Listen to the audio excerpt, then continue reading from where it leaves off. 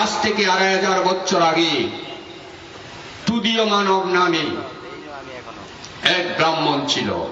সে ব্রাহ্মণের এক ছেলে ছিল, তার নাম শুভ মানব।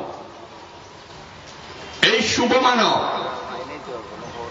তুদীয় ব্রাহ্মণের মৃত্যুর কিছুদিন পর বুদ্ধকে নিমন্ত্রণ করেছিল, এবং বুদ্ধ যখন শুভ মানবের বাড়িতে নিমন্ত্রণ খেতে গেল, তাদের এক পালিত কুকুর ছিল। সেই কুকুর বুদ্ধকে গেউ গেউ করতে লাগলো। বুদ্ধ যখন প্রবেশ করছিল তাদের বাড়ির গেট দিয়ে, তখন বুদ্ধ বলল, এ তুদীয়, তুই আগে মান করে কুকুর হয়েছিস, এখন আবার ক্রোধ উৎপন্ন করে নরকে যেতে চাস?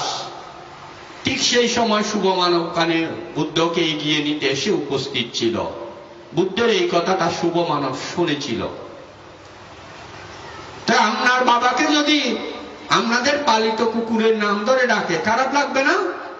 লাগবে না? লাগবে, অবশ্যই লাগবে। ঠিক শুভ মানবের খারাপ লেগেছিল, কিন্তু বুদ্ধকে তো চট করে কিছু বলা যাচ্ছে না। বুদ্ধ গেলেন, সোয়েং টোয়েং খাওয়ার পর, ভাত খাওয়ার পর বুদ্ধকে বন্দনা করে বললেন, ভগবান, আপনি আমার বাবাকে, আমাদের পালিত কুকুরকে আমার বাবার নাম ধরে ডাকলেন কেন? আমাদের পালিত কুকুরকে আমার বাবার নাম ধরে ডাকলেন কেন?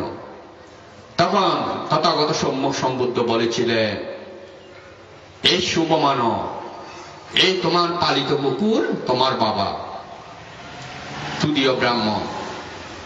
তো ভগবান, আমি কিভাবে বুঝব এটা যে আমার বাবা? আমি কিভাবে বুঝলাম? তখন বুদ্ধ বলেছিল, তুমি আজকে একটা কাজ করো, তুমি এমন কিছু তোমার বাবা রেখে যাওয়া সম্পদ পাওনি, এমন কিছু আছে কি? বললেন, হ্যাঁ আছে। আমাদের বাবার এক কলসি ভর্তি স্বর্ণ ছিল, আমরা জানি। আমার বাবা এটা মাটির নিচে রেখেছিল, কিন্তু মৃত্যুর সময় কোথায় রেখেছিল আমাদের বলে যেতে পারেননি, এটা আমরা খুঁজে পাইনি।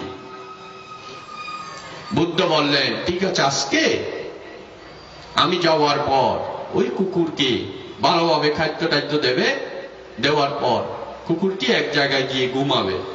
তুমি গিয়ে বলবে কুকুরের কানে কানে, বাবা, তোমার রেখে যাওয়া সোনার কলসিটা তো আমরা খুঁজে পাইনি, আমাদের একটি দেখিয়ে দাও।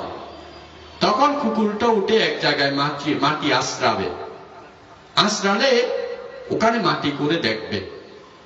এই বলে তথাগত সম্যক সম্বুদ্ধ জেতবনে চলে গিয়েছিলেন। এরপর যেইভাবে ঠিক বললেন ওইভাবে করতে গিয়ে সোনার কলসিটি উদ্ঘাটিত হলো। যখন উদ্ঘাটিত হলো, ইনি নিঃসন্দেহ হলেন এই কুকুরে যে শুভ মানবের বাবা তুদীয় ব্রাহ্মণ ছেলে নিশ্চিত হলো। তখন এই শুভ মানব বুদ্ধের কাছে গিয়ে উপস্থিত হলেন। উপস্থিত হয়ে বুদ্ধকে গিয়ে প্রশ্ন করেছিলেন, বাবা, ভগবান, কেন মানুষ হীন কুলে জন্ম নেয়? কেনই বা মানুষ উত্তম কুলে জন্ম নেয়? কেন মানুষ অল্প আয়ু লাভ করে? কেনই বা মানুষ দীর্ঘ আয়ু লাভ করে? কেন মানুষ ধনী হয়? কেনই বা মানুষ দরিদ্র হয়? কেন মানুষ পুঙ্গ হয়? কেন মানুষ বিশ্রী হয়?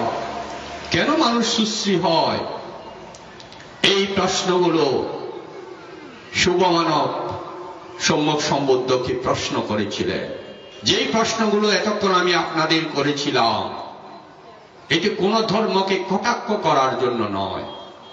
ঠিক এই প্রশ্নের উত্তর দিতে গিয়ে অন্যান্য ধর্মাবলম্বীরা একটি সৃষ্টিকর্তা দাঁড় করিয়ে দিয়েছেন, কিন্তু বুদ্ধ কোন সৃষ্টিকর্তা দাঁড় করায়নি। এখানে বুদ্ধ বলেছেন,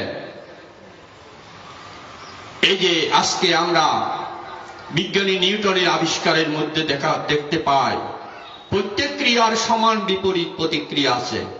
ঠিক আছে, এটা বিজ্ঞানী নিউটন আবিষ্কার করেছেন না? প্রত্যেক ক্রিয়ার সমান বিপরীত প্রতিক্রিয়া আছে। ঠিক আজ থেকে 2500 বছর আগে সম্মুখ সম্বুদ্ধ বলেছিলেন, যেমন কর্ম তেমন ফল। কথাটার মধ্যে ডিফারেন্স আছে। প্রত্যেক ক্রিয়ার সমান বিপরীত প্রতিক্রিয়া।